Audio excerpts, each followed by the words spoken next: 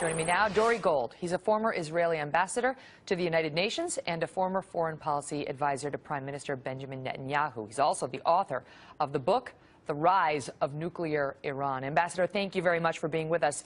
Is this like a bad dream for Israel, the restart of talks? Well, this is a bad dream for the world. On the one hand, look, if through negotiations you get the Iranians now to withdraw and halt their nuclear program and turn over their enriched uranium, that would be great for everybody. But there's a record here, and we know how the Iranians negotiate. Back between 2003 and 2005, they negotiated with the EU3, Germany, France, and Britain. And when those negotiations were over, their head negotiator, Hassan Rouhani, gave a private speech in Tehran that was later leaked. And he said, you know what we did in those negotiations? When they started, we didn't have a big nuclear plant in Isfahan for uranium conversion. When we finished, it was up and running. We exploited the negotiations in order to move our program down the road. I'm afraid that that's what the Iranians will try and do again. We are already hearing questions by some in this country that, you know, what hard proof is there that Iran has a nuclear weapons program and that it is at the precipice, if not at the point, of having a nuclear weapon? And folks are hearkening back to the lead up to the Iraq war, saying the administration told us that there were weapons of mass destruction. None were found. Are we heading down that same road now without cold, hard proof? Well, there's a huge difference between the Iranian situation and what happened before the Iraq war.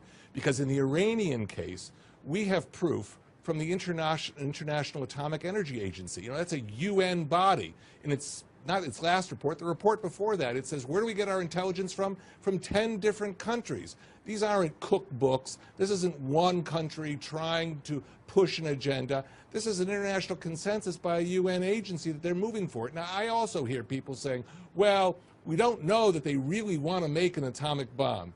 You know something? If you walked into a kitchen and you saw somebody take out a jar of peanut butter and a jar of jelly and 2 slices of bread, would you have doubts that they want to make a peanut butter and jelly sandwich? I mean, we have all the elements of a nuclear weapons program present today, from enriched uranium beyond what they need.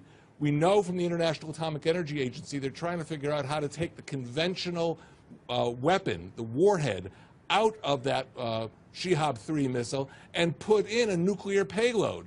And we know they parade these missiles around Tehran saying Israel must be wiped off the map. And they write it literally in both Farsi and English. So if that doesn't tell you that they're trying to develop a nuclear bomb, first of all to attack Israel, but also our neighbors like Saudi Arabia, then, you know, I don't know what kind of proof you need. What is the American president to do, though, when Iran is coming back saying, we want to resume talks, and Barack Obama knows the American people don't want to get involved in another war? Is he supposed to say, no, we're not going to talk?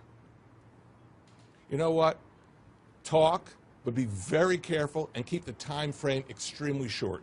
Because if you allow them to drag this out, let's say towards the end of 2012, what would be wrong with that? Well, Secretary of Defense Leon Panetta said by the end of 2012 they're going to have a nuclear bomb. So you don't want to allow them to use these negotiations to create a kind of zone of protection for them from international pressures. That's what they've done in the past, and that's what I think they're going to try and do now. Ambassador Dore, thank you, sir, so much for being